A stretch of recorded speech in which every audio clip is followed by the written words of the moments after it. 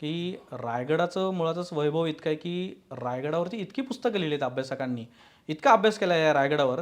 मग असं नवीन काय सापडू शकतं का? तर ते सापडलं कशा अर्थाने, तर शिवाजी महाराजांच्या काळामध्ये ह्या रायगडाकडे लोकं कसे यायचे, याच्या मार्गाचा तो नकाशा मला सापडला. तो इंग्रजांनी तयार केलेला आहे. इंग्रजांनी तयार केला आणि शिवकाळातच तयार केलेला आहे. बरं. बरं, हा शिवकाळात म्हणजे कधी, तर शिवाजी महाराजांच्या राज्याभिषेकाला जेव्हा इंग्रज उपस्थित होते, इंग्रजांचं एक शिष्टमंडळ तेव्हा उपस्थित होतं.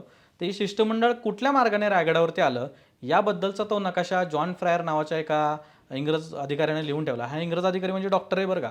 जॉन फ्रायरने त्याचं शिष्टमंडळ जेव्हा आलं, या शिष्टमंडळामध्ये हेनरी ऑक्झंटन नावाचा जो अधिकारी होता, ज्यांनी सगळ्या राज्याभिषेकाचं सगळं वर्णन केलेलं आहे, तो राज्याभिषेकाच्या वेळेस उपस्थित होता बरं का हा हेनरी ऑक्झंटन. आणि हा हेनरी ऑक्झंटन रायगडाकडे कसा आला, तर तो मुंबई मार्गे चौलला समुद्रमार्गे आला, चौलला उतरला, तिथून तो पुढे अष्टमी या गावात आला.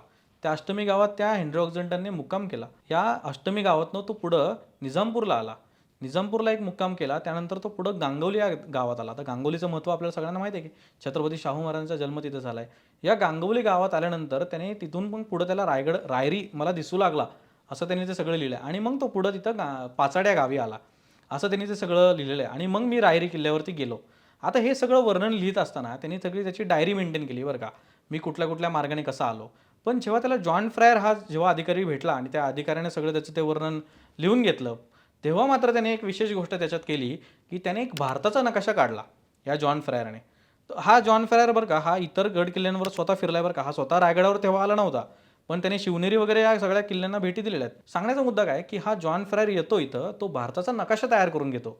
हा नकाशा इतका ॲक्युरेट आहे, हा नकाशा काढत असताना त्यांनी दिल्ली दाखवलं आहे त्याच्यामध्ये. म्हणजे बघा, मुघलांची दिल्ली दाखवली आहे, आदिलशहाचं विजापूर दाखवलं आहे, कुतुबशहाचा गोळकोंडा दाखवलं आहे, पण त्यांनी शिवाजी महाराजांचा रायगड दाखवताना मात्र शिवाजीच रायगड असं लिहिलं आहे.